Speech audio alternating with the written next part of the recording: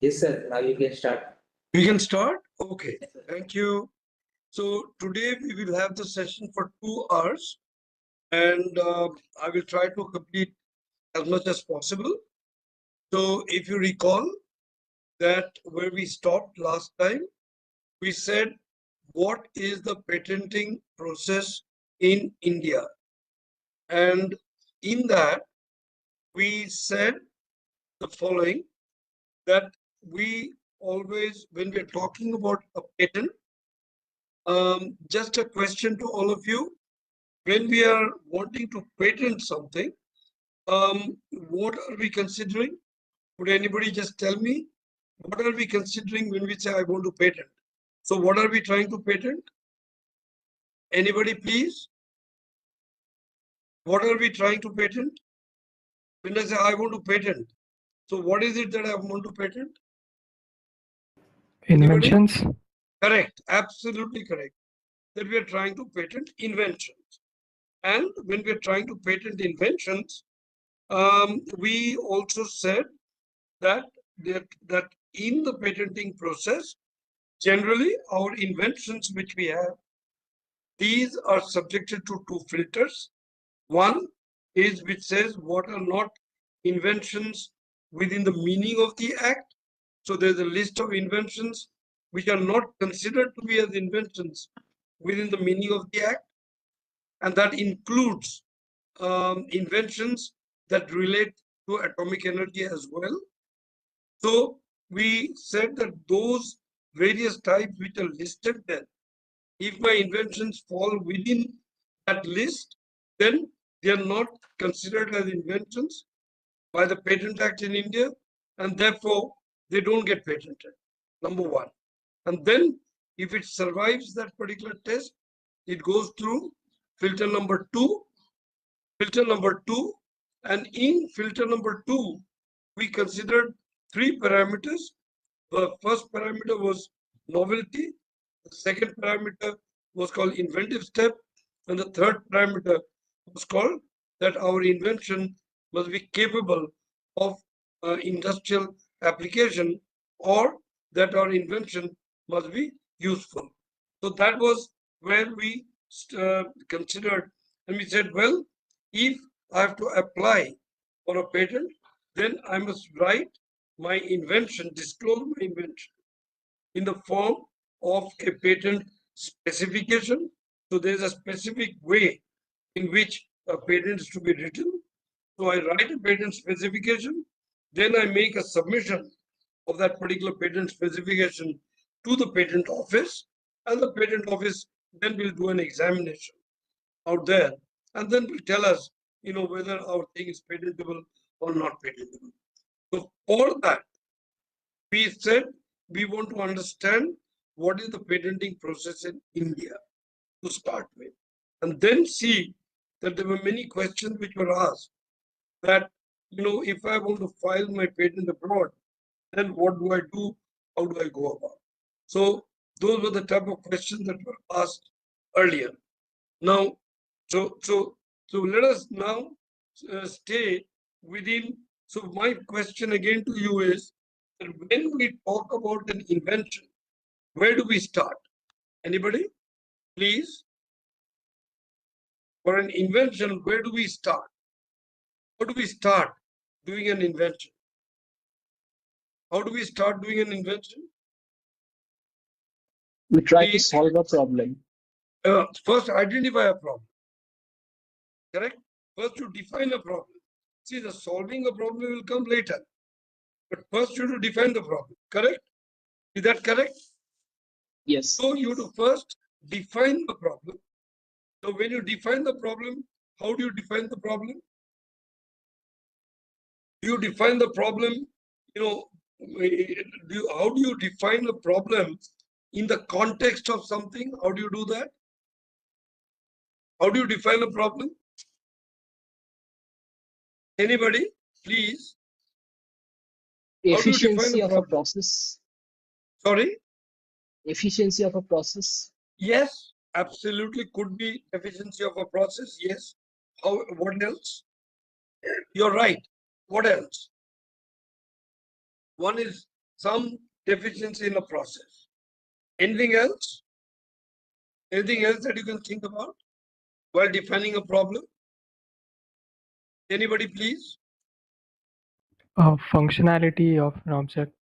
Absolutely. Functionality of either an object or a device or a material or an organism or a plant, some functional aspect. And we say, I want to enhance or I want to decrease. I want to impact the functionality. Correct. So I define the problem in terms of either process or in terms of a product, and we look at the functionality of the product, which is correct. Now, when I define, do I define it in vacuum or do I define it in a way? So how do I contextualize a problem? How do I contextualize a problem? Anybody? These are general questions in research. How do I contextualize a problem? Anybody? How do I contextualize a problem? How do I, when I define a problem, what do? I ask certain questions, correct? And when I ask certain questions, I'm looking for answers. What do I do? Generally, how do I start? And where do I start? Let me put it that way. Where do I start? Anybody? Where do I start? When I ask a question, where do I start looking for an answer? Can you please, somebody volunteer to answer that? Am I We look audible? at what has been previously done to solve that problem. Absolutely correct. What approaches previous or earlier workers have taken, to solve that particular problem? Absolutely correct. So we always refer to, to contextualize my problem. I always look at what others have done. Maybe while defining such a problem, what has been their approaches? Maybe there are weaknesses in those approaches. Maybe I can strengthen that part, and maybe I can expand on that. Yes, you do that, and therefore, while coming to a solution, okay, while coming to a solution, generally, you conceptualize a solution, correct? You conceptualize a solution. What is this? When you conceptualize a solution, correct? And then you work towards it. What is the first step that you do? When you do that, this is a research methodology course, right? What do? We have defined the problem, we have contextualized the problem in terms of what others have done. Then what do? Do I immediately go and start doing experiments?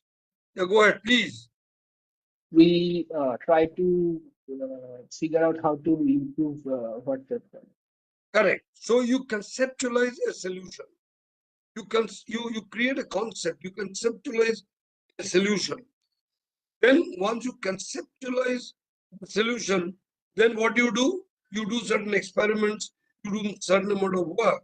And let us say, when you come to a point and say, yes, I think my idea works. I think, my idea is going in the right direction. My idea is going in the right direction, right? Now, what is that called? Anybody? When I establish that my idea is moving in the correct direction, so what do I do there? Right? Anybody? What is that called? When I come to that stage, when I say that, my idea seems to be working. It may not be to complete perfection, but maybe my idea seems to be working, right? When I come to that stage, what is that called? Anybody? Proof of principle. Sorry? Please be a bit loud. Proof of principle. Right. But what is it called? It is called you have established a proof of concept. Correct? You've established a proof of concept, which means that you've conceptualized a solution. Having conceptualized a solution, you've done some amount of work and you say, my the way I thought it should work is going in the right direction, and I need now to do more work to perfect it, to do things. So that's the way you develop your work. Or if it is not working, you change the course of your thinking and then do some experiments. And then before you go into great details of doing things, you come to the proof of concept. So when you come to the proof of concept, right? Now, what do you do at that stage?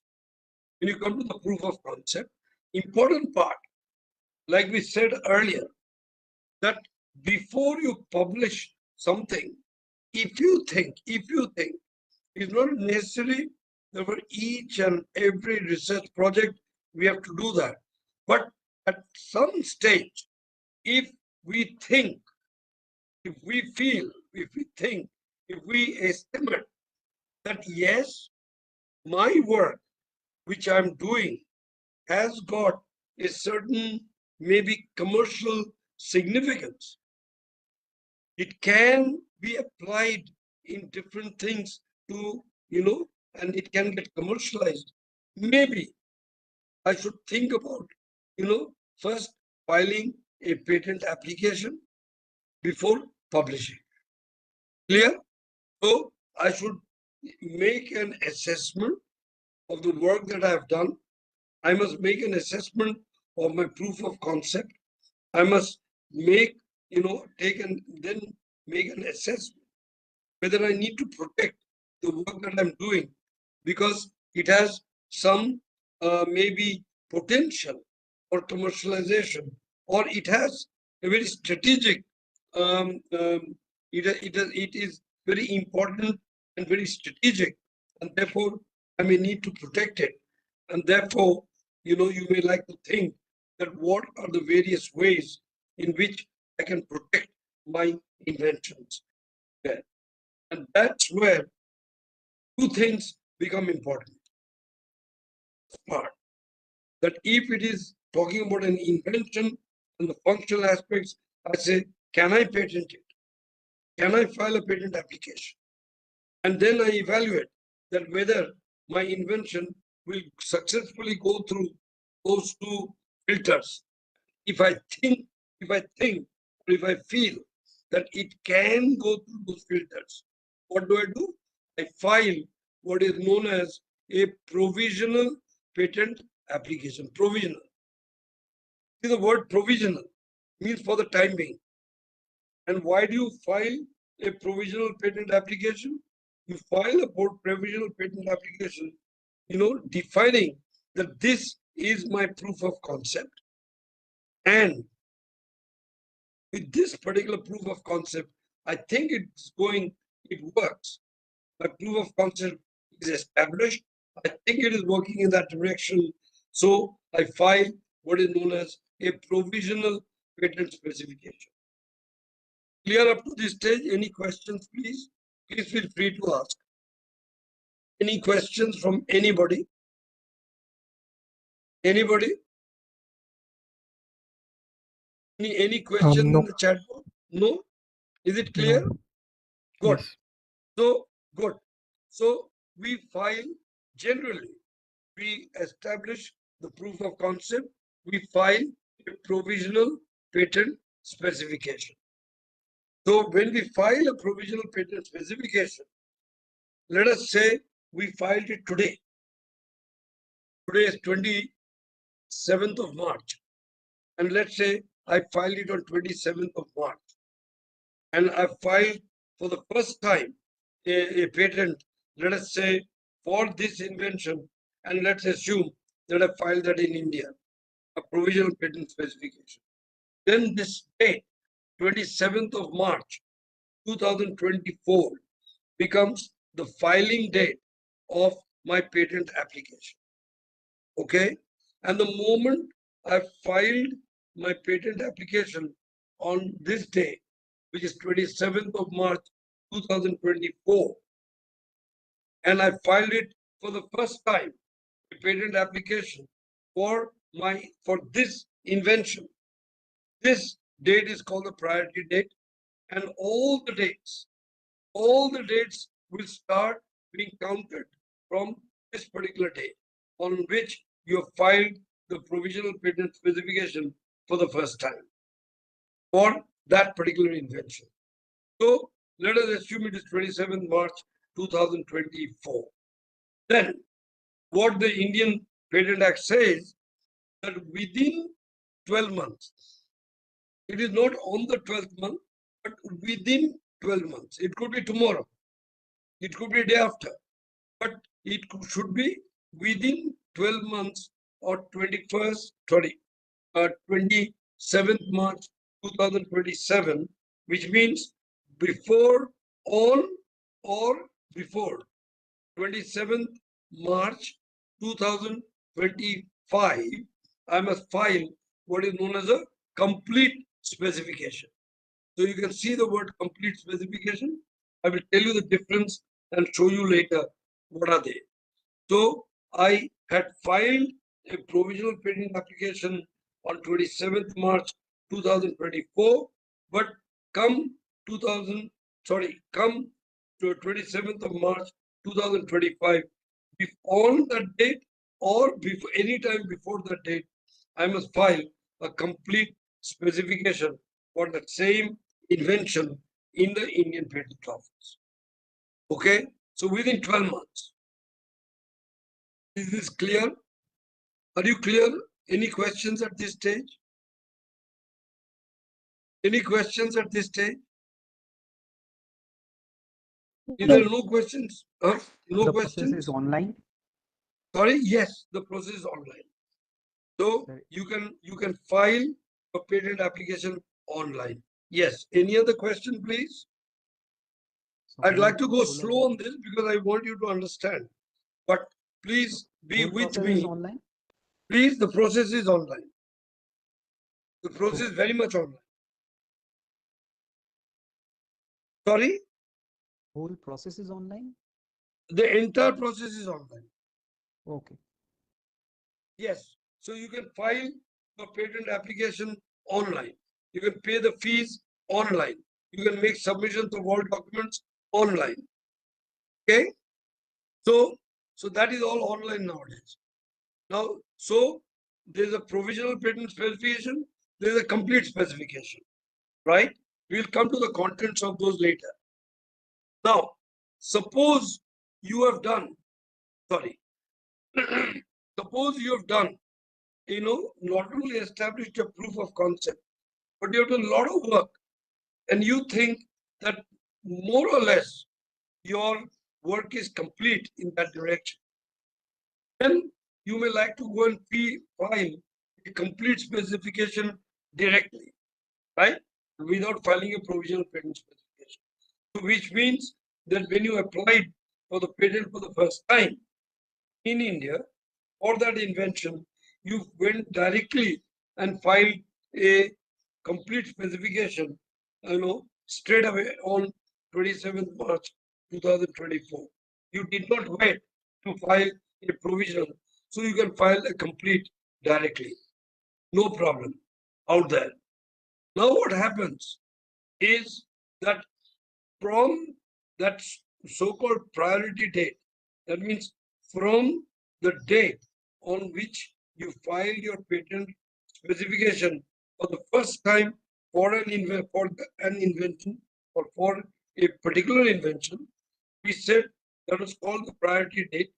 And what happens, it remains as a secret document in the patent office for 18 months.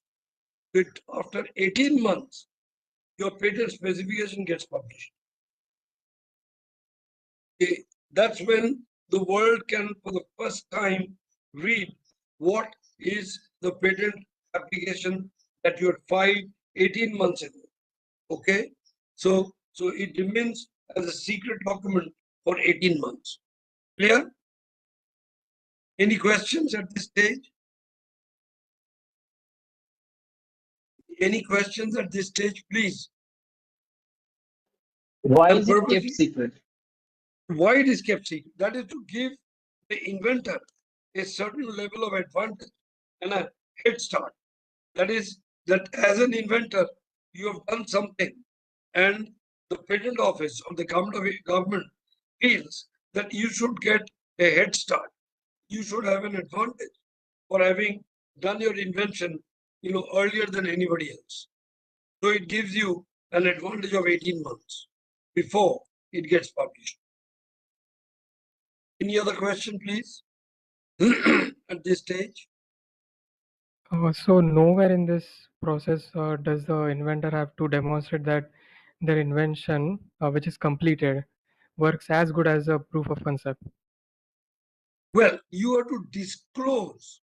So the way you write the patent specification is you define the concept and then you go about disclosing your invention with examples and various things so that you have to then go and give those details. Have I answered your question or you still haven't? Yes, it's clear. Okay.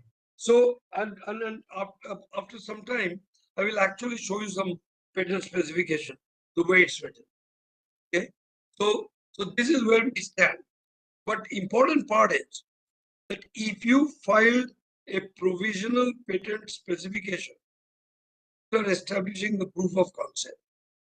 And if you have not filed the complete specification within the 12-month on or before 12 months of the priority date, then your application will be considered to be abandoned. That means you have not completed it, and therefore your application does not stand anymore. So it's very important to keep to these deadlines and timelines in a patenting process, right? That is what that is what the first slide says. So we go to the next part. You have made the application, the patent application. Either you filed a provisional and then within 12 months you file the complete, or you directly file the complete. Then you have to make a request, you have to apply further to the patent office that I've made this particular application, and then you have to make a request saying that I want my patent application to be examined, and therefore you make an application and request for examination, pay a certain examination fee, and then you have to wait in the queue. You have to wait in the queue for your patent application to be examined by the patent examiner. Okay, clear up to this point? Simple. So you apply for your patent application. You submit your patent application with the application fee. After that, you then pay what is known as an examination request fee, and there will be a queue, and you will be in the queue, and then the patent examiner will take up your application along that queue and do an examination. Now what happens is in the patent office, you have people coming from with different backgrounds. So there may be somebody in chemistry, somebody in food technology, somebody in biochemistry, somebody in biotechnology, somebody may be in computer sciences, somebody may be in mechanical engineering, etc., etc., etc. And when you make a patent application in an invention in a specific area, then what the patent office does is that directs that particular application of yours to the appropriate examiner who has been qualified in that particular field. Okay, so a food technology patent will go to a food technology patent examiner. Something in physics will go to somebody who is a physics examiner. If it is something in chemical engineering, it will go to a chemical engineer. Okay, who will do the examination. So that is how it goes into the examination process. Clear? And Sir, they will then, what will the patent examiner do? The patent examiner will subject your invention first to the filter number 1. And if it survives filter number 1, we will go and apply the filter number 2 and assess whether the invention passes those 3 criteria.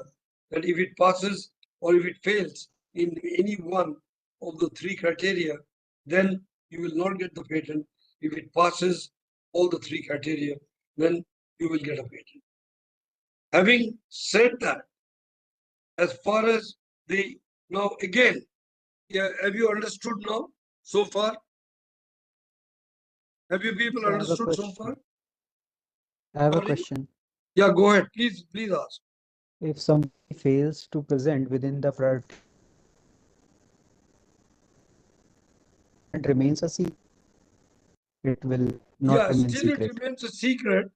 It still remains a secret unless you withdraw it. If it is abandoned, see, you have to, if suppose you had filed a provisional, then you filed a complete, and you filed a complete, and then let us say you don't want it to be examined. For some reason you decided, no, I don't want a patent for this, so I don't want the examination to happen. Then you will have to withdraw this particular application. Otherwise, it will get published in 18 months. Oh, Understood? oh, So yes. there is some, you have to keep track, you have to be vigilant, what you want and what you don't want. So that is the second part. Now there is a provision in the Indian Patent Act. What is the provision? That when after 18 months, your patent application has got published in the patent office technical journal, gets published. Now the world sees it.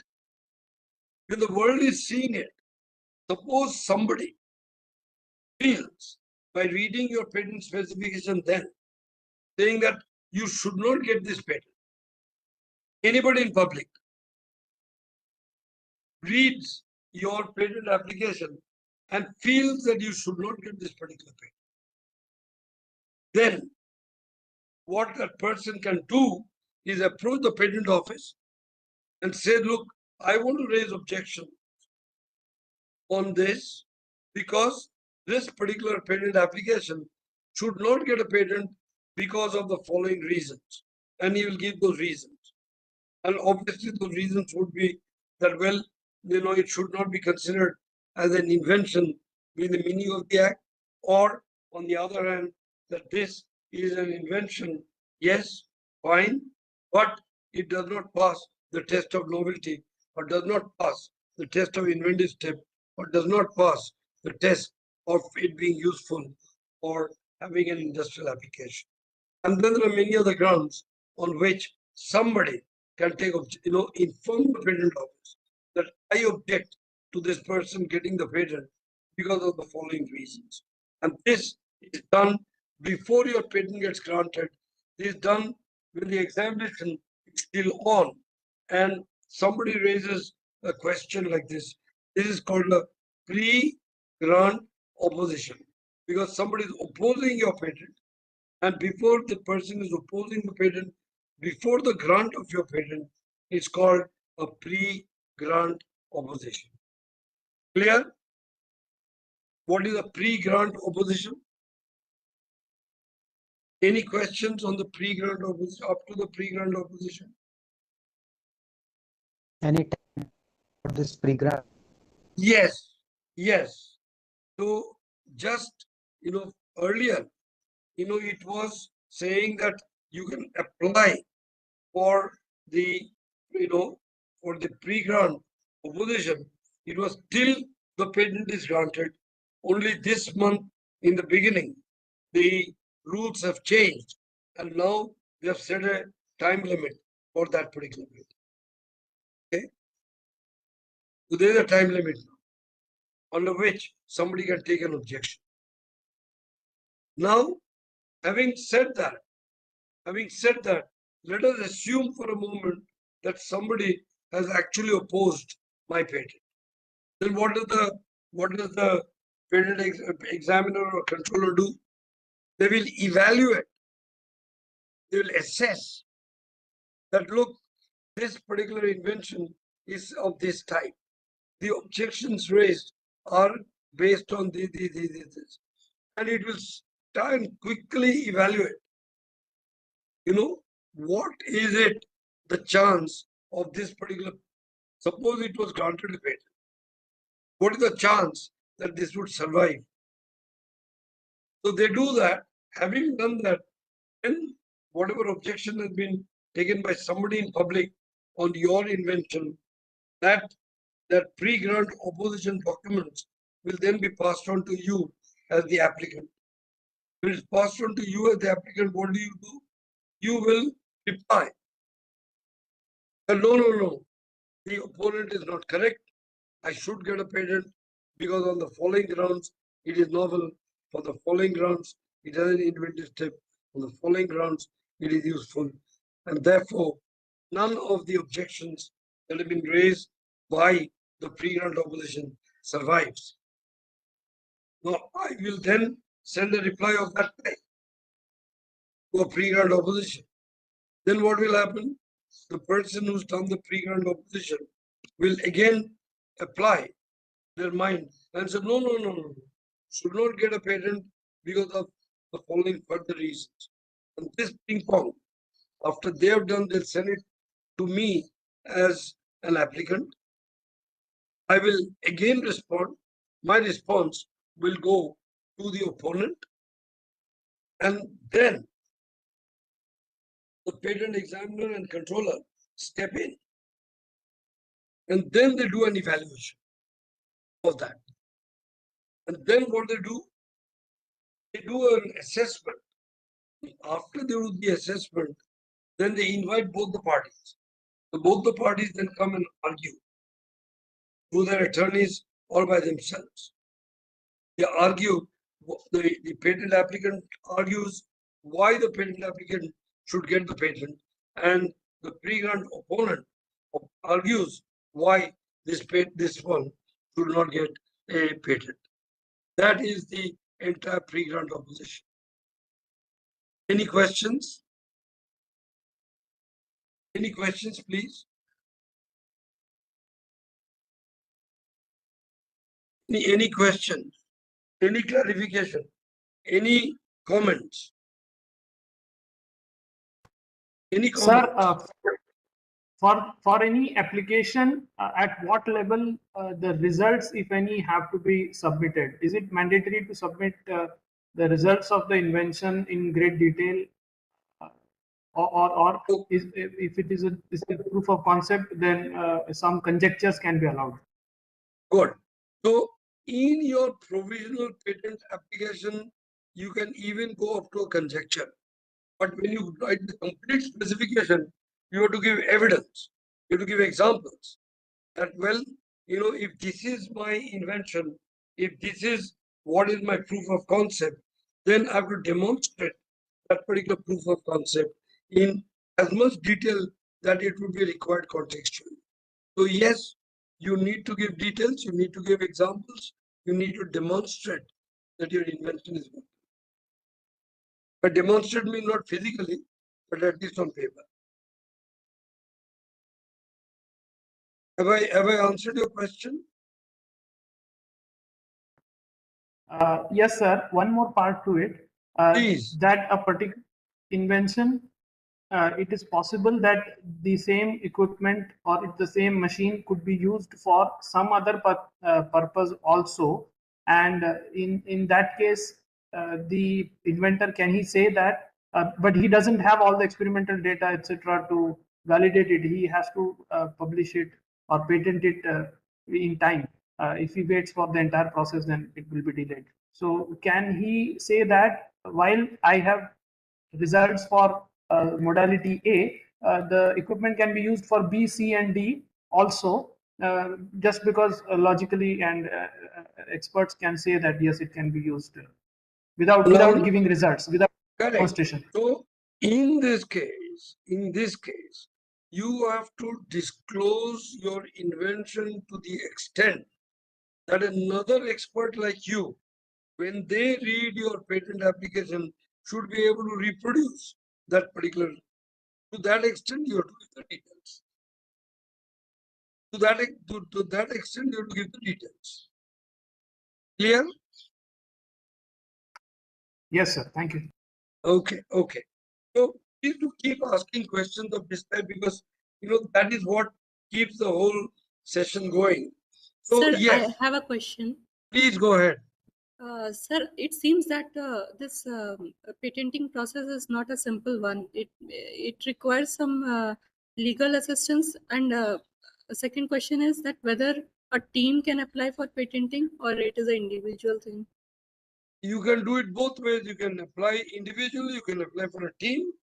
And if you're working with an organization, then generally, you will have assigned your rights to that organization, in which case you continue to be the inventor or inventors, and the institution becomes the applicant.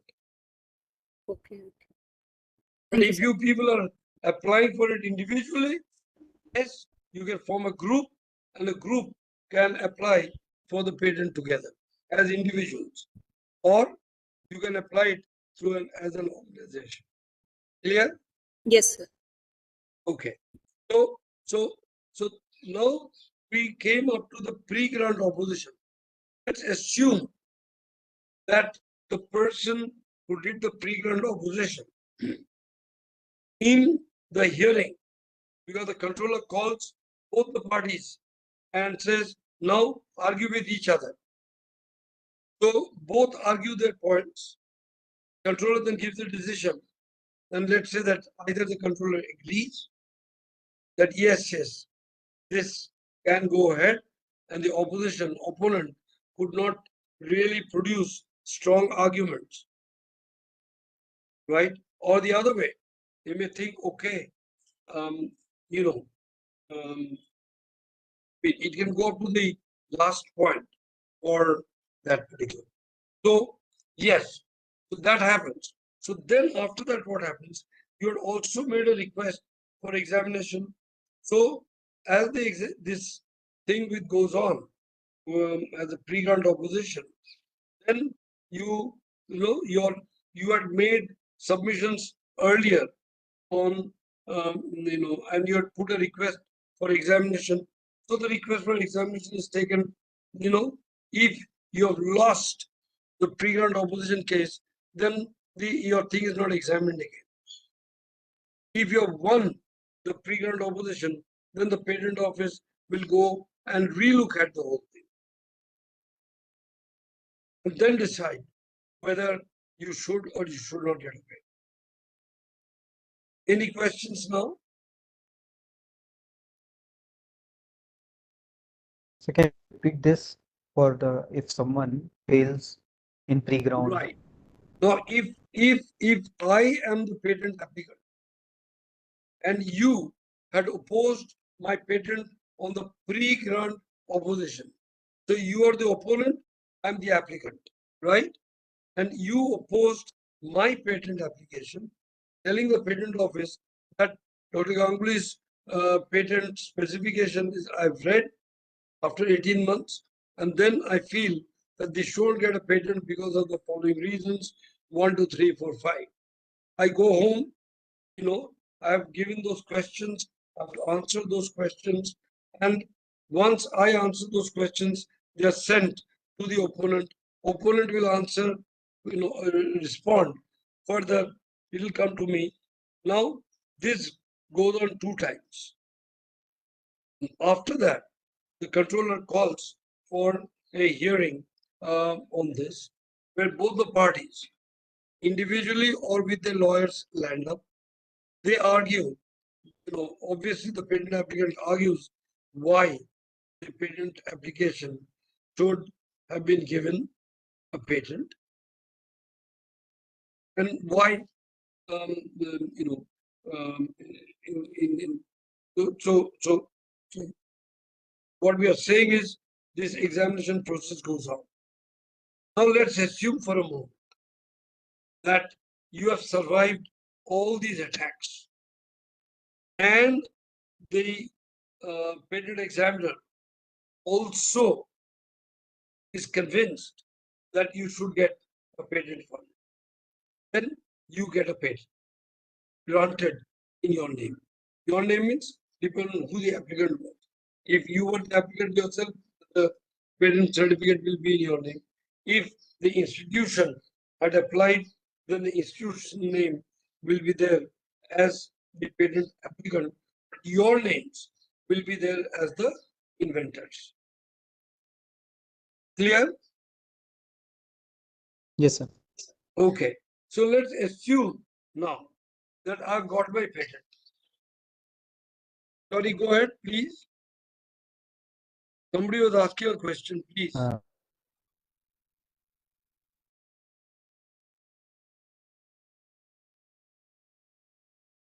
Voice is cracking, please. For the court is in the pre-grant opposition and the controller denied to give him patent, then is it the court is open for him, or the individual can visit go for the court? You can. The doors of court are always open in this country. Always open. Okay. So Okay. now the important part is, so uh, 1 minute. Yeah. So let's assume that you have been granted the patent now. You survived the pre-grant opposition. And as you survive the pre-grant opposition, let's assume that the patent office has also gone through your application in detail and it does the examination. And let's assume that you've got this particular patent granted to you. Clear? You have the patent granted to you. Now, let's assume for a moment that we went through all this process and the patent is granted to me. Now, where all this patent will be valid? Anybody? I got this particular patent now in India. It will be valid where? Within In boundaries India of only. India? Correct. Within the political boundaries of India. Why? Because the government of India has given you this particular, has given you this, what's that called? Has given you the right, the grant of the patent. So that is important. Now, so you got a patent certificate and then saying that this is the patent for which you have got the patent certificate. And as I said, we can always have your names, written in the patent certificate, or if you don't want it to be written, you need not get it written. There is a small fee to be paid and an application to be made to say that please include our names as inventors in this particular patent. In which case, when you pay the fee for it, the registrar decides of how to really plan and ensure that all procedures have been followed. Up to this, it is clear to all of you. Is it clear up to this stage? Yes, sir. But now we go to the next step, and the next step is within 9 months. Very important. Within 9 months of the date of your grant, anybody, again, the people, those people who are involved in doing inventions or business in that, in that field, okay, then what they do is they, so we're talking about the field. So what we are saying is some people, because of various types of ailments, are not able to complete uh, uh, the the entire process. So what happens is that when the patent has been granted, that 9 months are given. 9 months are given for any person who is in that field, to oppose the granted patent. And when you oppose the granted patent post grant, after the grant, that's called a post grant opposition. But that post grant opposition must be done within 9 months of the date of grant.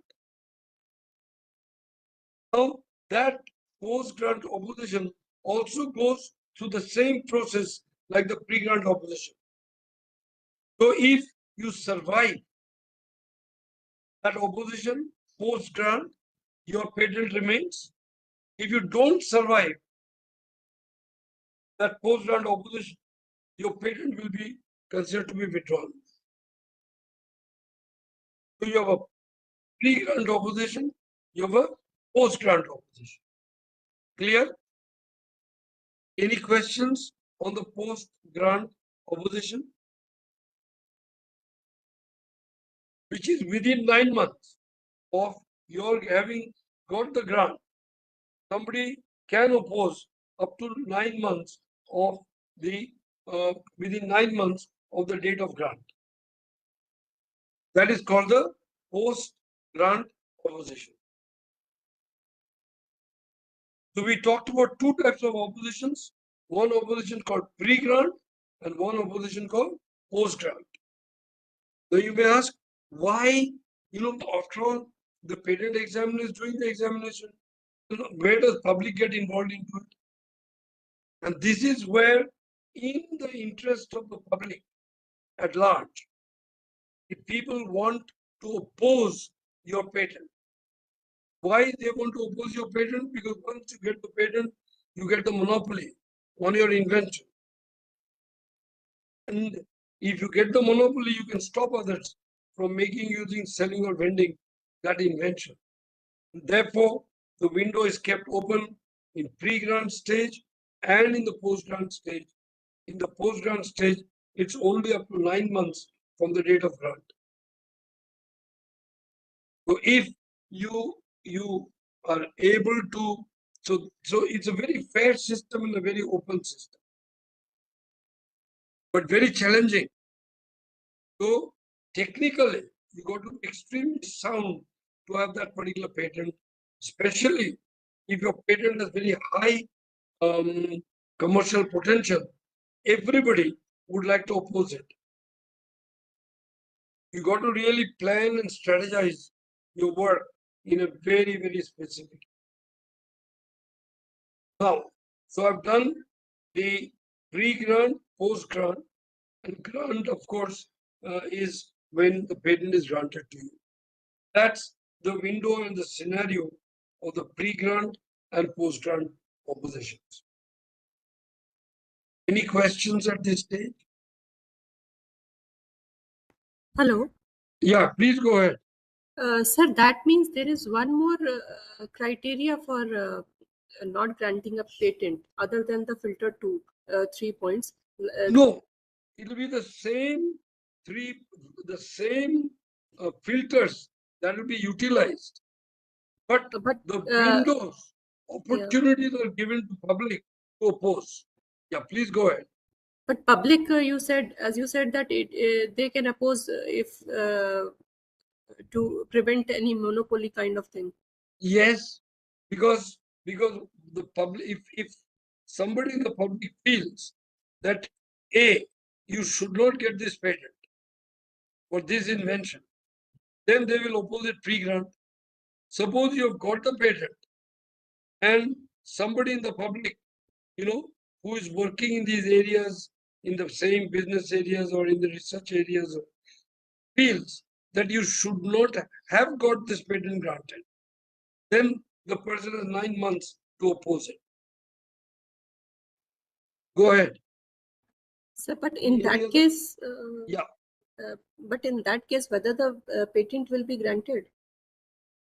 No, if before the grant, in the pre-grant opposition, suppose somebody opposed and said, oh, this is not novel, there is no inventive step, and there are certain grounds of that type.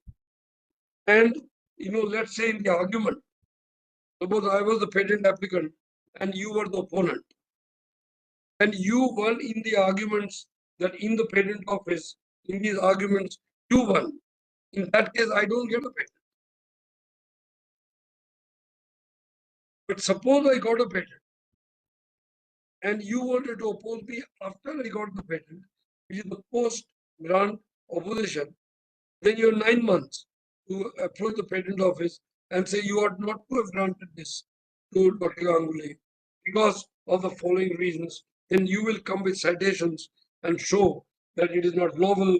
You may come with citations and show that there is no inventive step, or you may come with a citation out there showing that you know um, that that um, this is a mere extension of what was done earlier. So you can come, and therefore this is a very challenging area, right? It's very challenging. Any other questions, please? Any other questions? Sir, this is in the context of DAE. So, in what situations DAE would make up or apply for a patent in countries other than India, say USA, South Africa, Europe, or Japan, etc.? Correct. So there are two, say in the context of DAE. Suppose you take DAE, and today, let us say you have developed some very interesting process to enrich, say, some mineral. Now you feel that this is very strategic. You don't want others to copy it without coming to you and taking your permission. You don't want others to use it. Then you will file a patent in India. Number one, you try and get that patent in India. You will also find out in which countries there are facilities for this type of enrichment. So you will apply for a patent in those countries and try and block anybody else from using that particular technology in that particular country. Have I answered your question? Yes, sir. Thank you. Okay. Okay. So you can see that how tough this patenting process is, how challenging the entire patenting process is. So this is where we have talked about the application, provisional, then complete. Then we said we can put in a patent examination request, pay the fee, we stand in the queue, our thing comes for examination. In the meanwhile, if 18 months are over, then it gets published. And if it gets published, the public can oppose it, pre-grant or post-grant opposition. If it survives all these things, then I have a fairly strong patent into my credit. Now, so that is 1 minute, sorry. Yeah, has the slide changed? Has the slide changed? Yes, sir. Good. So now, I mean, don't worry about this very complicated one, but I'll take you through it. So you have filed a patent application. You filed a provisional patent application. Then within 12 months, you filed a complete specification. Or to start with, you filed a complete specification and then you waited for that, 18 months publication. Similarly, the provisional went to complete, you waited for the 18-month publication. Let's assume that somebody opposed, then you go into the pre-grant opposition. If somebody opposed it, you go into the pre-grant. If nobody opposed it, then it will go for the examination directly in the patent office. Then what will happen? Now the examiner, patent examiner, subjects your invention to the two filters. So does an examination. right? Study literature, looks at what you have given as citations. Also, independently, they will do a literature search of the patent literature and other literature. And then what will happen is they put all these together and raise and give you the result of that examination. This is called a first examination report, or FER, first examination report. So when you have got the first examination report, that first examination report is sent to you by the patent office. Now they raise certain objections that, oh, your invention is not novel because of the following documents. It is not having an inventive step because of the following documents. It does not have industrial applicability because of the following reasons. Now it sends you the first examination report, or FER. Then what happens? That when the first examination report is given, you have to respond to that. So you have to respond point by point. Each point raised by the examiner, you have to give point by point answers. Then it goes back to the examiner. The examiner will consider your point by point reply.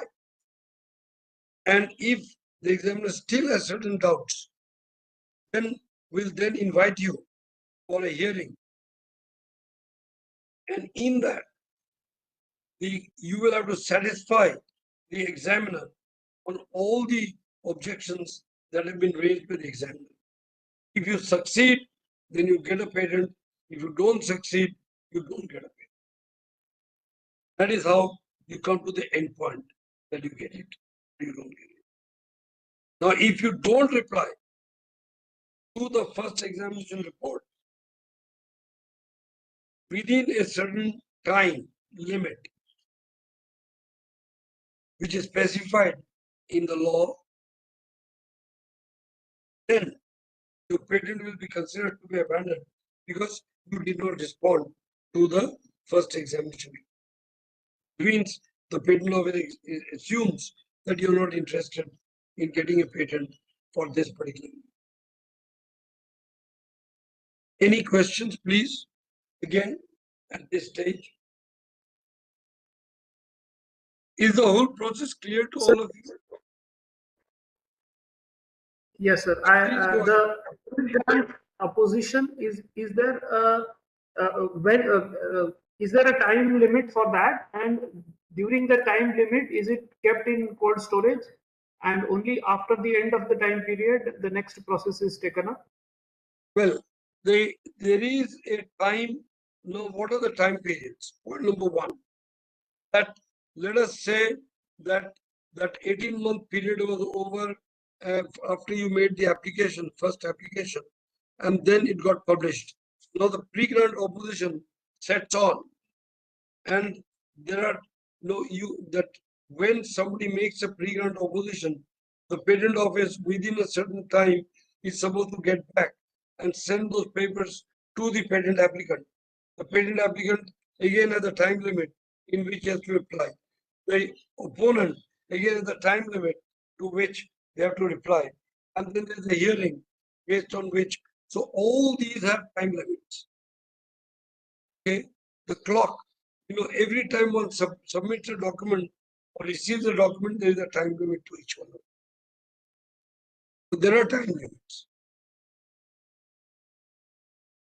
Okay. So for the 18 months, the patent office will not process the application, and it will wait for some pre-grant. See, if you have paid the examination request fee,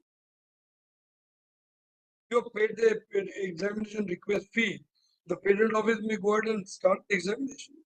Nothing stops them from doing that. Nothing stops them from doing that. So if you have paid the examination request fee, then they may take it up immediately. Depending on you know, that queue. Clear? Is it clear? Yes, sir. Generally, how long? Yes, sir. Generally, how long it takes for patents to be granted or Yeah, I will abandoned tell in you, India and you abroad? know, what? Earlier means still about this year. You know, it was taking sometimes 3 years, sometimes 4 years, sometimes 5 years or more to get a patent granted. This year has been a watershed year for India. This year alone, in the Indian Patent Office, they have actually granted 1 lakh patents, which means that, would you believe it, that I have actually for a company, we applied for a patent in January 2023, and in February 2024, we got this particular patent granted. So generally within about a year, patent also is getting granted. But now you will say, but it is before 18 months.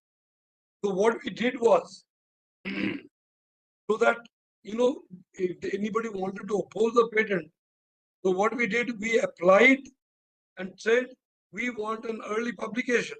So we paid an early publication fee. So we did not wait for 18 months for it to get published. We got it published within 1 month of making application. And the exam party opposed that particular patent application, but we got the patent within 1 year. So it is possible to get a patent within 1 year also in India. Now, it was not happening before. Have I answered your question? Have I answered your question? Hello? Somebody asked the question. I've lost the person. Okay. So this is the patenting process in India. Is it clear? Before I go, how to file patents abroad, is it clear to all of you that Yes, sir. Yes, clear? sir. Okay. Do you Yes, sir. want a couple of minutes rest to think about it? Because you have done it now exactly for 1 hour. I'm just wondering that if you people need 2 or 3 minutes of rest, then we'll wait for 2-3 minutes. And then we will, Okay, sir. is it okay to wait for 2-3 minutes? Mm. Yes, sir. Or do you Yeah, want me to continue? Please tell me. should wait for 2-3 minutes. Let's wait for 2-3 minutes. Because we have just finished 1 hour. We have 1 more hour to go. So we'll wait for 2-3 minutes. Till you think about and look at this chart in front of you.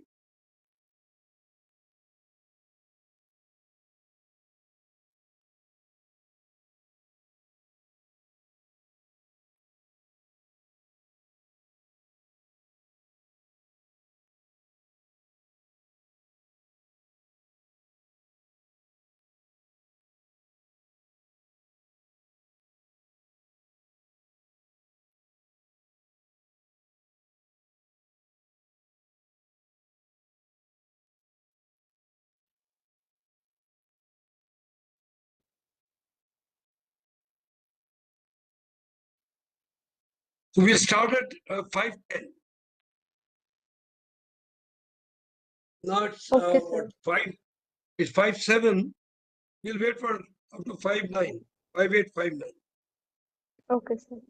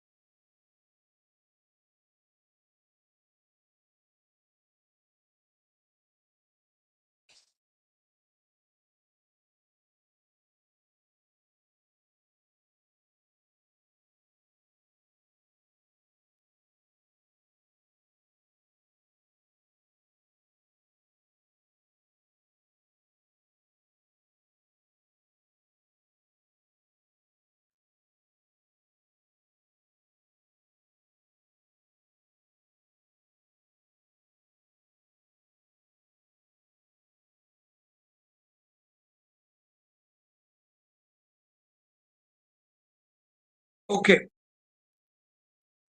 Where is it? Yeah, should we start? Is it okay to start? Okay, sir. Okay. So now we have looked at the process by which you get a patent in India.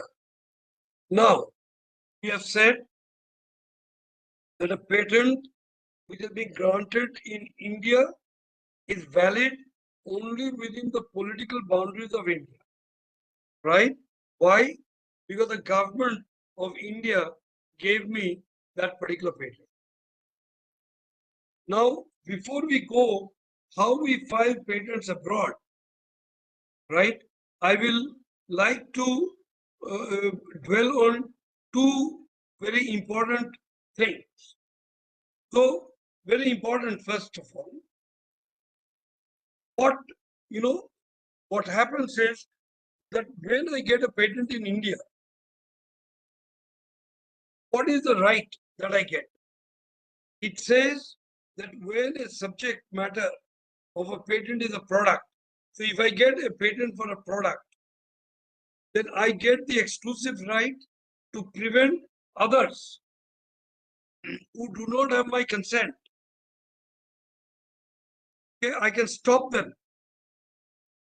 from making, using, offering for sale, selling, or importing that particular product without my consent. I can stop them. They have to take my consent to import the product or to make the product, to use the product, to sell the product in India. If I got a patent for a process, then I get the exclusive right to stop others from making, using, selling, or offering for sale that process. If they don't take my permission, do not take my consent, then I can stop them. Is it clear to all of you now? The whole concept of monopoly, that the government of India has actually given you a right, which is really the monopoly that has been given to you, to stop others from making, using, selling, or vending that particular product or process in India without your permission, including importing. Any questions at this stage on this? Any questions? Important part is without your consent. So you can stop others. If they have not taken your consent, you can stop them from making, using, selling, importing that product or process in the country. Sir, Yeah, please. how is consent expressed? How is consent expressed? Very good. The consent has to be expressed in writing. So if you are asking for my consent, you have to write to me and I have to give you the consent in writing. And that is done on a legal paper.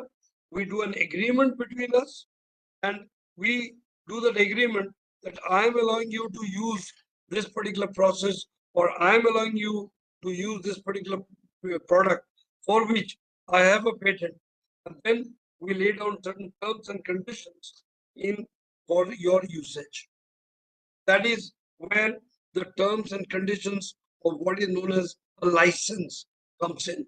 And you must have heard the term called license.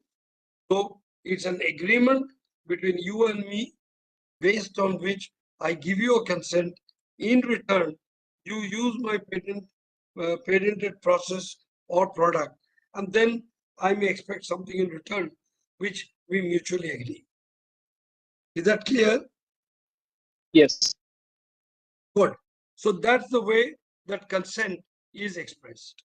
So it's a formal consent. It is not that you make a phone call to me and I tell you, yes, yes, please use it. That is not a consent. Consent has to be formal. Consent has to be done in the form of an agreement between you and me. Okay. Now, very important that that whenever the government gives you a monopoly or right, it generally keeps in mind also certain type of activities that may be done in the country where one may not have to take the consent of the patent holder. So, there is what is known as Section 48 of the Patents Act, which gives you the rights of a patent holder. But there is, see here, it says subject to other provisions contained in the Act and the conditions specified in Section 47. The patent granted under the Act shall confer upon the patentee. What does it mean? That there is something called Section 47, where they've given a list of items that may be done in India, for which, even if somebody has a patent, you need not take the consent of that person, but restricted only to do those activities. Only to do those activities. And what are they? And I will go to the next slide.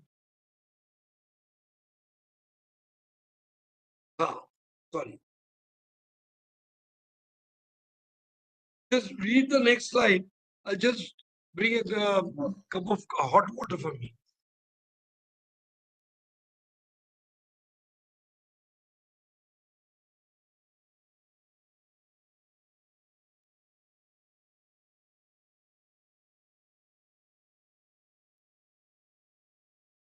Yeah. Have you read? It says the grant of patents to be subject to certain conditions. So what does it say? Any machine, apparatus, or other article with respect of which a patent is granted, or any article made by using a process by which a patent is granted, may be imported or may be made by or on behalf of the government for purposes merely of its own use.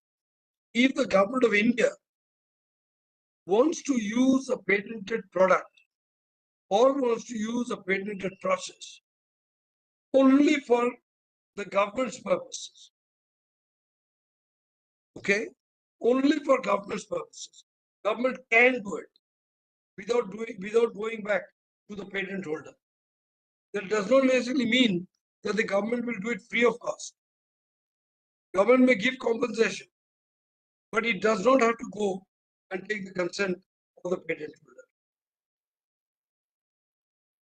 The government of India keeps certain amount of rights with itself. That, well, if I want to use it for myself, for the purposes of the government, then it can use it. If it is doing it for the purpose of the government. Mind you, it can be any machine, apparatus, or other article.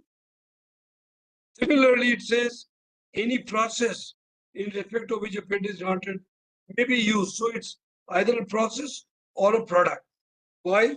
And if the government wants to use it, then the patent holder cannot stop the government from using it.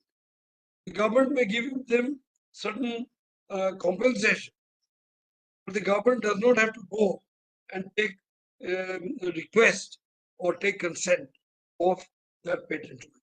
That's a condition laid down in the Indian Patent Act. Therefore, anyone and everyone who gets a patent in India has to understand these two exceptions. So these are some exceptions to the monopoly. Clear?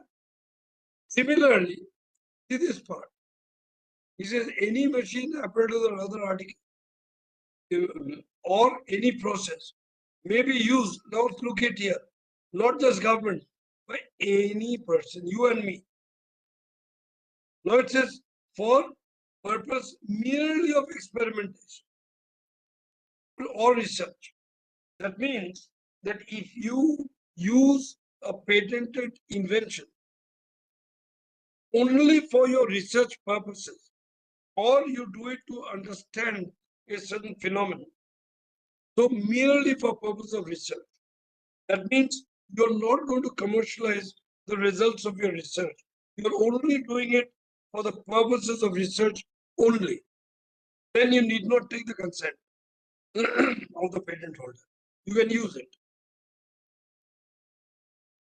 So that is another exception. It's called the research exemption.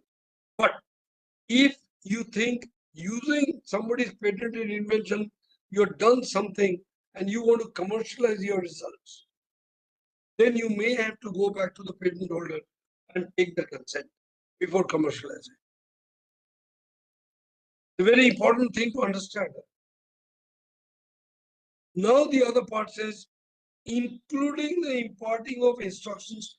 So if there is a teacher who is teaching and wants to demonstrate a patented invention in the classroom, a patented invention in the classroom,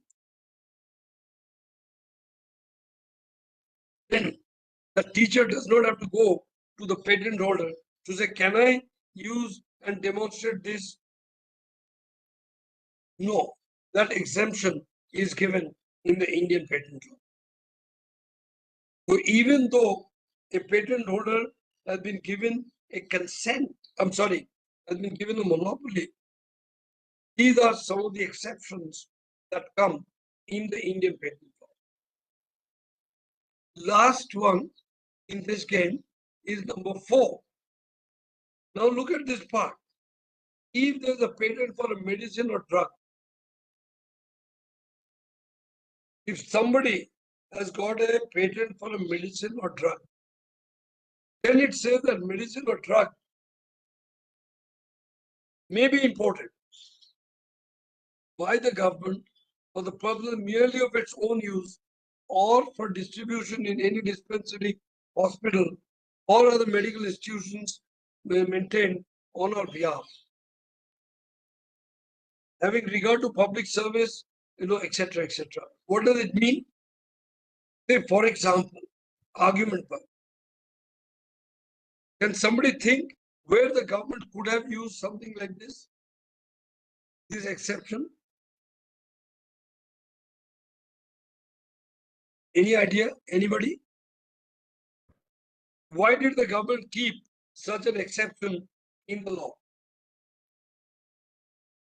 That means the government could make any medicine or drug. Sorry, they could import, not make, import that medicine or drug. Could import that medicine or drug for the purposes merely of its own use or for distribution in its healthcare system. Why do you think they have put this exception here? Anybody? What we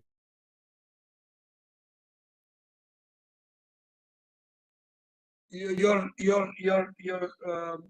for some reason the voice was fluctuating. Anybody? Hello? Even I want you to think why they put this type of a clause. Anybody? See, for example, during COVID, suppose the government wanted to use this provision, did not use it, but it said if it wanted to use this provision, it could have imported. It could have imported the vaccines. It could have imported the medicines for COVID for distribution to public in its healthcare system, if it wanted to, without the consent of the patent holder. And where would that patent should be granted in India, not an American patent, an Indian patent. That is where the exceptions are. So let us now, is there any questions at this stage before I go to the next step? I'm waiting for some questions, or you tell me there are no questions. Are there any questions? No, sir. Okay, okay. So let us now, because of this, let's go now. I'm now moving. Has the slide changed? Yes. Okay.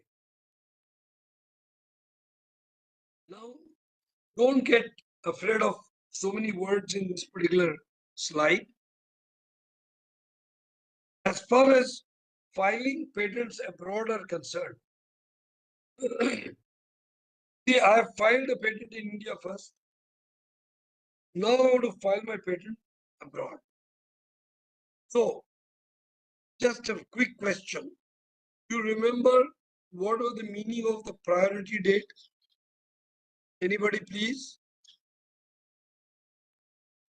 What is the meaning of the priority date? Date on which I have applied for the provisional patent application For the first time. for the first. Right. So that is the date of birth of my patent application. Okay. So that will be considered as day 0. That's considered to be my day 0. That is my day 0 here. Day 0. Okay. Now, so what is the significance of the priority date? Anybody? Why are we giving so much importance to the priority date? Why is the priority date so important?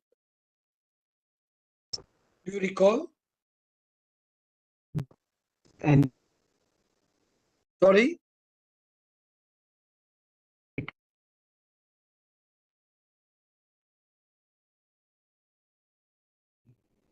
But if anybody, why is the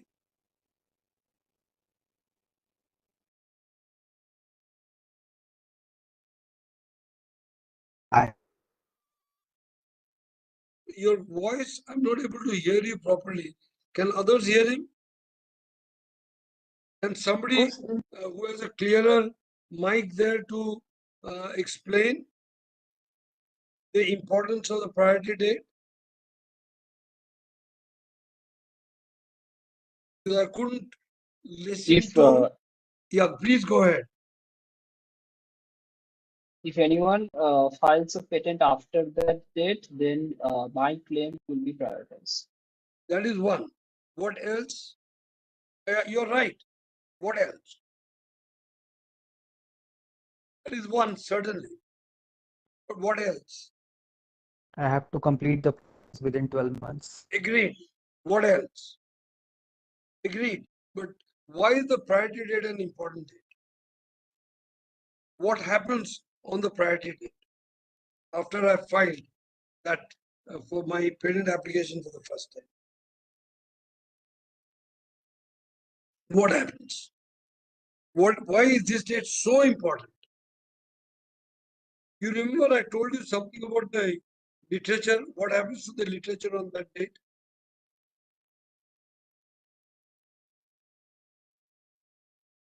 That all the literature around the world as of that date, as far as my patent application is concerned, as of that particular date, my priority date, all those get frozen as of that date. That means if there is anything that comes into the public domain after that date, anywhere in the world, it will not interfere with my novelty. It will not be interfering with my inventive step. You remember this? Yes, sir. And that is the significance of my priority date. Means any literature that will come, suppose I had filed my patent application for the first time today, 27th of March 2024, then all the global literature up to 27th March 2024 will be considered as prior literature or prior art to assess whether my invention is novel, whether my invention has an inventive step. We will only consider all the literature before the priority date or as of on the priority date. Any literature that comes after that will not be considered. That is the significance of the priority date. That's the significance number one. Is that clear to all of you? Next time Yes, sir. I ask a question of Yes. priority date, there should be no confusion on that. So that's the first part. Now, so that's the day zero. Now, what happens is I want to now file a patent application which I filed in India on 27th March 2024. Now I want to file my patent application in other countries around the world.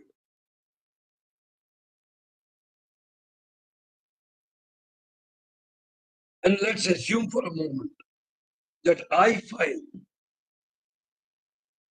an application in the United States, let us say on 1st of April.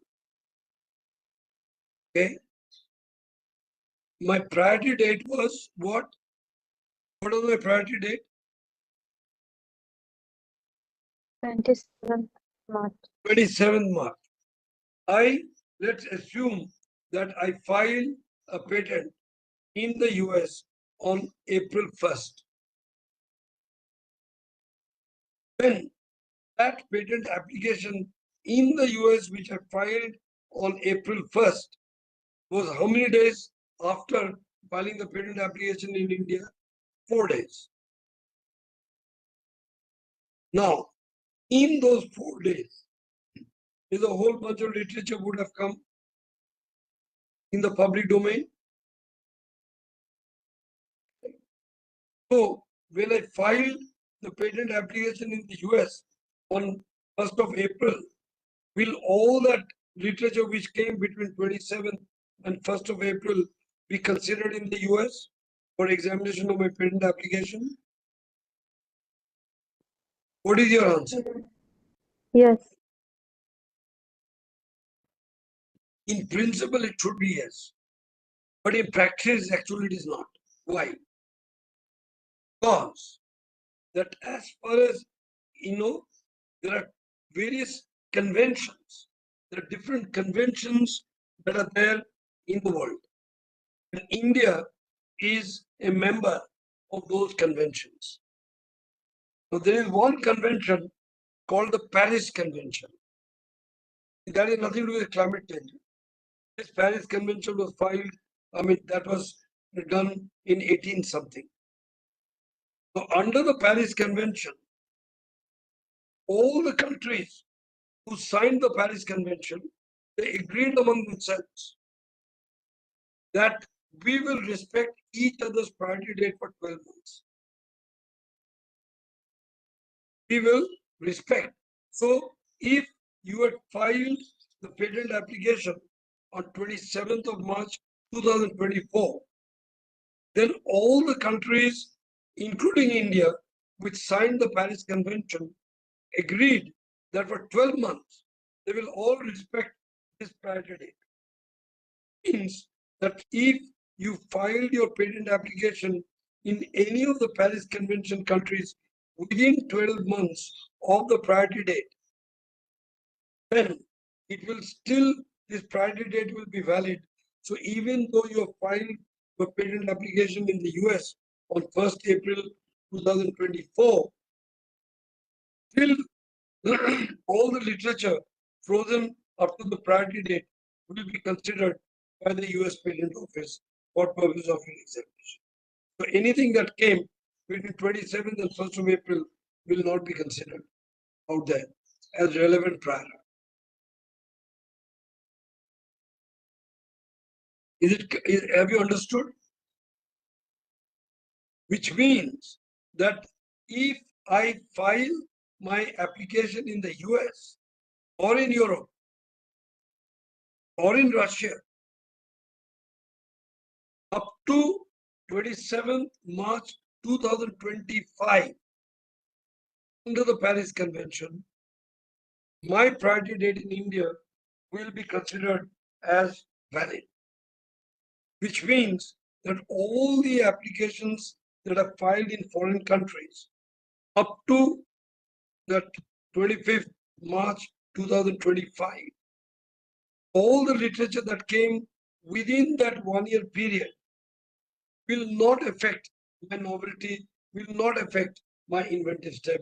Only the literature up to 25th of March 2024 will be considered for purpose of novelty and inventive step. That is according to the Paris Convention. Is it clear? Yes, sir. So I have a 12-month. National file for a patent in the US. Correct.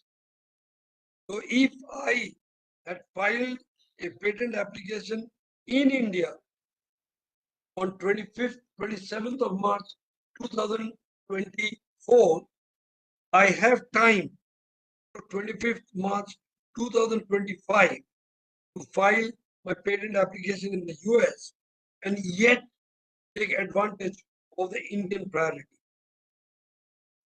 And that is under what is known as Paris Convention.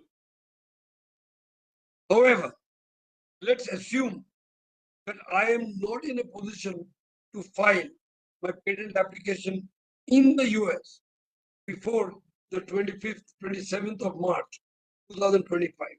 Then what happens to me? Can I not file it in the US afterwards?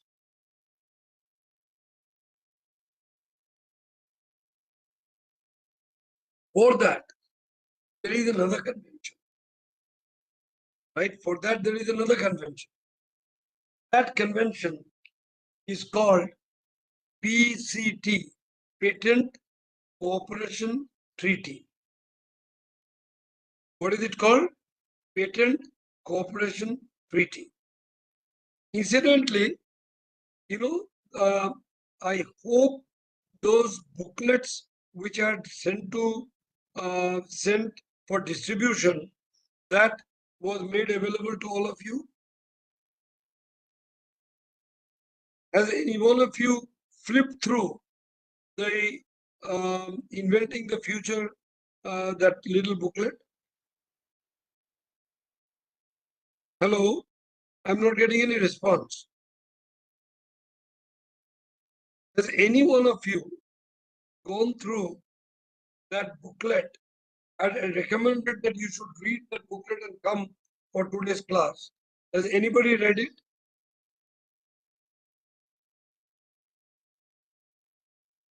Nobody has read it. No, sir, not yet. No, but you people should read. No? If you don't read, how will you understand? I take pains to send things to all of you, and you don't read, then what's the use of my taking the class? I spend so much time and effort, but you people don't even spend 5 minutes. Then what is the use? So we read it. But if you don't know, I'm explaining. I told you people to read and come so that you would understand today's class better. And none of you have read it. That is the unfortunate part.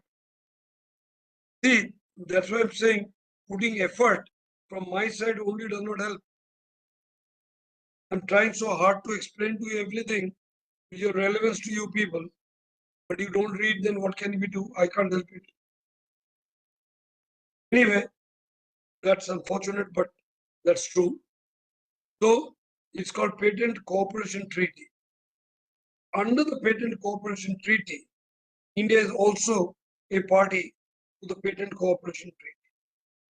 Now, if you have not, what it expects is, suppose you have not filed patent in the US and you need more time than 12 months. Then you use the Patent Cooperation Treaty. And what you do within 12 months, you can see here, within 12 months, you file what is known as a patent cooperation treaty, a PCT application within 12 months. The moment you file a patent cooperation treaty application, then your window of this 12 months now opens to 30 months, which means that all the countries who are members of the Patent Cooperation Treaty will respect your priority date for 30 months. Now, no more for 12 months, which is under Paris Convention, but will respect it for 30 months. And so your window opens up for 30 months. So if you went and filed your patent application in any of the PCT countries, more than 180 countries. So if you want to file your patent application in those countries, then you file a PCT application within 12 months, and then your window opens up to 30 months. You can now file that patent application in all these various countries within 30 months of the priority date without losing novelty of your application. So that is where, from the priority date, what was 12 months under the Paris Convention opens to 30 months under the PCT. Clear? Any questions at this stage, please ask.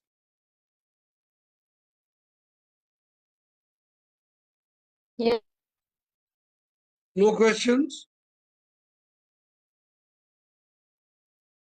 No questions?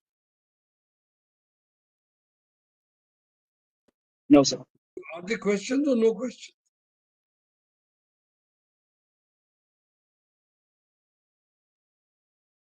Hello? Are there questions or no questions? No question. Okay, please tell me so that I can proceed. So the 12-month window opened up to 30-month window. So what happens is when you file a PCT application, then the PCT is Patent Cooperation Treaty. This is administered by what is known as the World Intellectual Property Organization in Geneva. Now, this World Intellectual Property Organization, what it does is that as soon as you file the PCT application, it does immediately a worldwide search of all literature.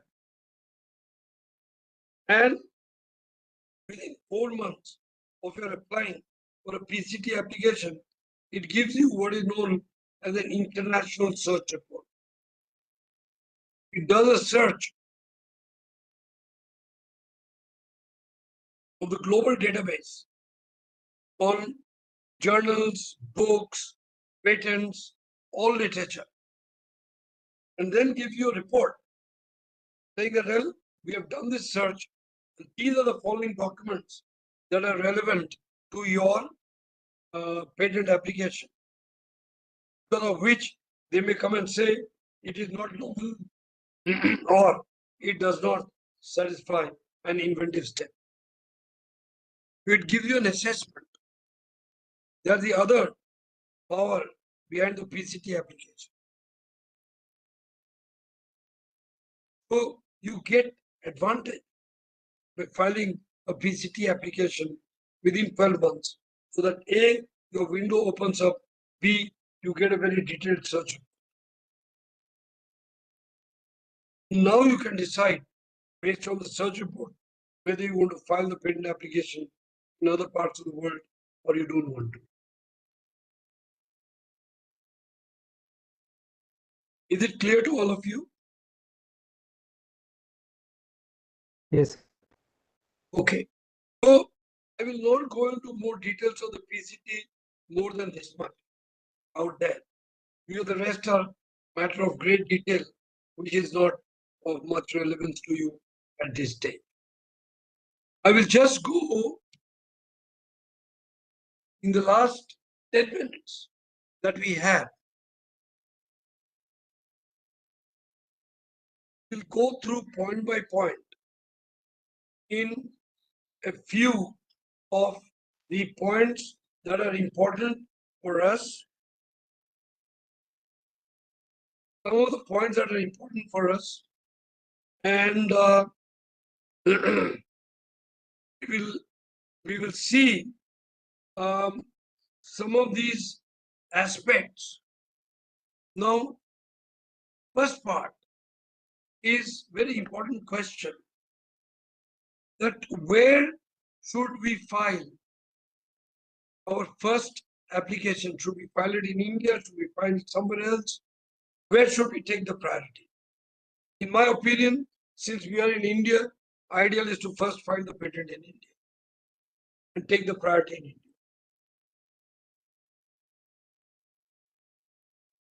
Now, who will answer me the second question? Which are the countries one should seek protection? Who will answer this question? Anybody? Which countries should we consider filing our patent? The countries in the Paris Convention. The countries in which we think these are of strategic importance to us or are important for the business that we are going to do. So that will decide which are the countries where we should be filing our patents. Now, while doing that, we must then assess, will the invention meet all the criteria of patentability, those two filters in various countries. Then we must also consider whether our invention is strong enough, whether the patent is strong enough that even if it is granted, will it survive opposition? Or if somebody wants to lock off my patent in a court of law, will it get knocked out? Will it be strong enough? Then what would be the strategy that if somebody is caught, I find somebody is copying my patent, to enforce it? How do I take the person to the court? Because every activity is very expensive. What should be my strategy for enforcement? And of course, very important, what would be the competitive advantage of seeking protection for that invention? Then, very important, who else would be interested in this patent and would either license it, that means take my consent to use it, so I can earn something out of that. Or maybe I want to partner somebody for further development of this invention. So that's another type of question that I should be able to ask and answer. The other is that should this be assigned, then should I transfer the rights of this patent to somebody who would progress it in their interest, but in return give me something. So I sell my patent or sell my patent application. Now, maybe there could be a possibility that somebody has a patent, I have another patent, and we exchange consent of each other to use each other's patent. That is called cross licensing. So that that person gets access to my technology, I get access to his or her technology. That's called cross licensing. Or should I not file a patent, because if I have to file a patent, I have to disclose. Should I keep it as a know-how and keep it with me and not declare it to others? Another question. Then the next part is, what price would my invention fetch if it would license it for a cent? The evaluation. See, mind you, when you take a property, you can put a value to that thing. How do you put value to knowledge? It's another aspect. You value knowledge. How do you put a number? This costs so many million rupees. That's another. So then, of course, comes in, whether, when you take the different products and processes, The technologies have their own life cycle. So the important part is how long do you want to keep that patent valid? If the technology becomes obsolete, you want to still go on paying for the patent? Possibly not. So you have to keep an evaluation of that time. So these are the various things that you have to assess while keeping all these in mind. Any questions at this stage?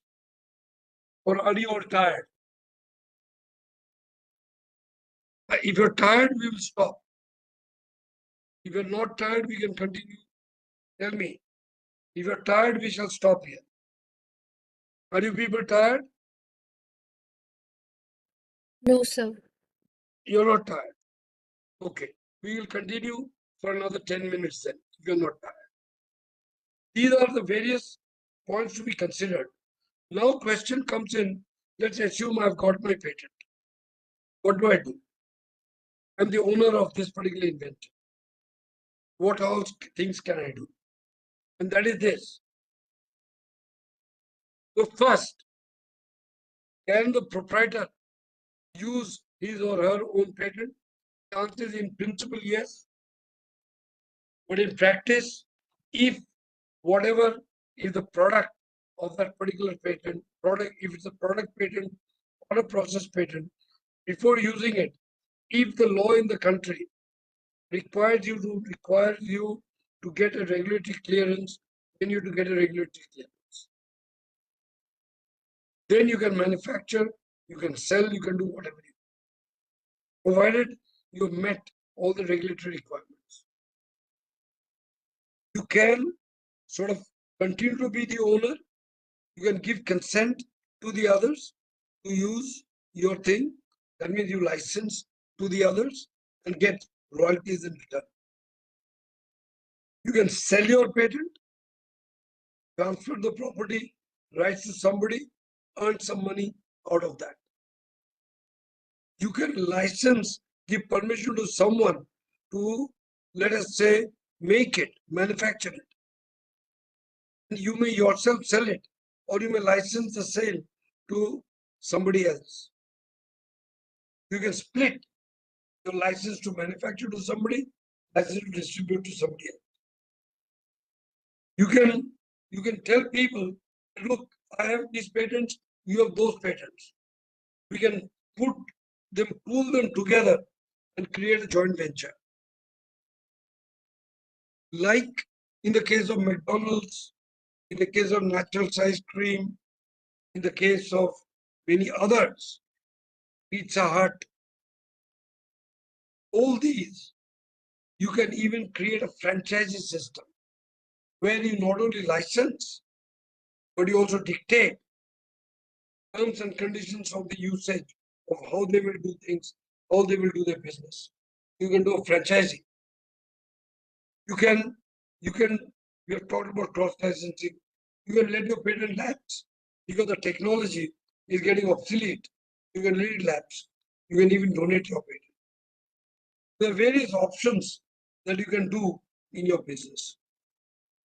Any questions at this stage? So today we have covered a lot of ground in 2 hours. That's why I wanted 2 hours today. Do patents stay forever? Sorry, no, it's only for 20 years from the date of your filing the patent, provided you get the patent. But every year you have to pay a renewal fee. If you don't pay the renewal fee, the patent, your patent goes into the public domain. You lose your right. But it can go maximum up to 20 years from the date of filing, provided you get a grant of the patent. Clear? Yes. Any other questions at this stage? I'll stop sharing the screen now. So Yeah. even after 20 years, if the technology is not obsolete, even then I cannot renew the patent. Absolutely, even then you can't continue. Because the patent law says that it will be only for 20 years. So you will have to then create some other strategy. So you have to create that, okay, I have the patent for this, then I do a little improvement, I file a patent for that, I do a little more improvement, file a patent for that. So I create a whole bunch of, I can create a common, um, uh, some sort of a, I can put things together and create a portfolio. There is a question in the chat box. Any common person can't raise. I have not understood the question. What is the meaning of common person? Uh, Krishna, you are asked publishing of patent by patent office only after 18 months, and by that time patent is already examined. Then how? Very good. It's an excellent question. See, suppose it's they have examined the patent examiner has examined, but then what happens is that unless the patent is published, till then they will wait to give you the patent. Otherwise, they will not. That is the reason, in my case, in which for whom I had filed the patent application, we immediately asked for the publication. We did not wait for 18 months. Within 1 month of our applying for the patent application got published, and then it went for examination. And then they have to wait only for 6 months.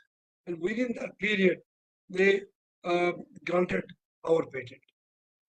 So it depends that you don't have to wait for 18 months. If you want to do it faster, you pay a fee and get your patent application published faster, so that if the examination process goes through, then they can grant you the patent earlier. That's the answer. And it says any common person can't raise. I've not understood what is common person. So the person asking the question, can you please clarify? Is in the chat box. I have not understood the question. What is meaning by common person?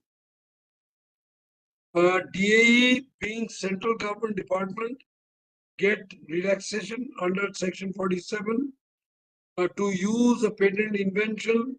No. See, what it says is the government. No, it's not DAE. If the government decides. Now, under section 47, if it wants to use, and it's not a computer software, now it will depend on what it wants to do. If it wants to use it only for itself, then possibly yes, not otherwise. Only for itself. Then, because the section 47, 1, section 47, 2, that if it is a product or a process, and if it wants to use it merely for itself, then it can, if it wants to do under section 47. Anybody else? Any other question? Sir, Yeah, I have a question. Please ask. Atomic energy is prohibited under Indian patent Sorry, under please go ahead. atomic energy. Atomic energy is Atomic prohibited for the patent in Indian laws. anything related to atomic energy. Yeah. So is any clear-cut definition about it? Because That if is, something is you have to made up go. of 3 steps. Yes, you have to go to the Atomic Energy Act and look at the Atomic Energy Act and see what is defined as atomic energy in India. So that would bring in. So there is a bit of an interpretation, of course, into it. But then you have to read the Atomic Energy Act and bring it within. So fire alarm system also uses some radiation to detect. So right. But that will not fall under the Atomic Energy Act. because radiation is also there. Radiation may be there, but that is nothing to do with atomic energy. It is using, if you're using radiation, that does not mean that it is related to atomic energy. Okay. So this will not fall in that exception. Okay. Any other question, please? Please feel Sir, free to ask why any such question. Please. why are things related to atomic energy not considered as patents? See, what government of India, now this is about government of India, right? We're talking about the Indian Patent Act. Government of India created when it started the atomic energy program. That was the time, and even now, frankly, nobody gives you the technology just for it. So it did not want to get restricted that somebody from abroad comes and files patents on atomic energy, then the government would be deprived of creating its own technology and doing all the things for itself. So India wanted to be free of that sort of thing. And therefore, in the Atomic Energy Act, it defined that this is what atomic energy is.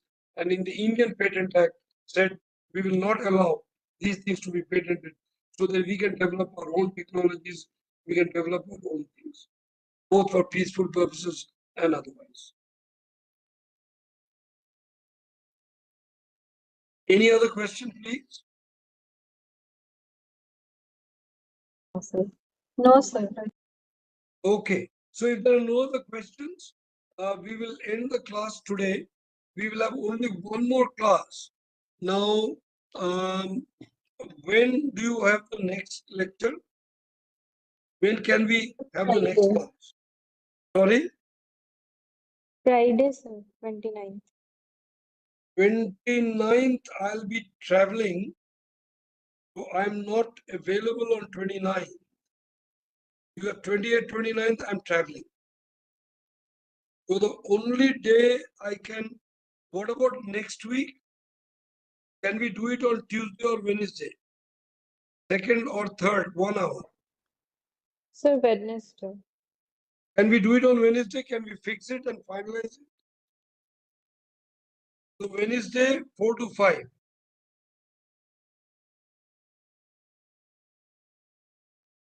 So can you please inform, Professor, I also sent a note, but can you please inform Professor Naik that we will do it on Wednesday for 1 hour? Yes, sir, I will inform. Kindly inform so that Wednesday between 4 and 5, 1 hour, that will be the last lecture. Okay, sir. Kindly do it. Okay. Yes. Thank you very much. So have a nice. I'll be traveling from tomorrow. Thank you, sir. Thank you. Bye.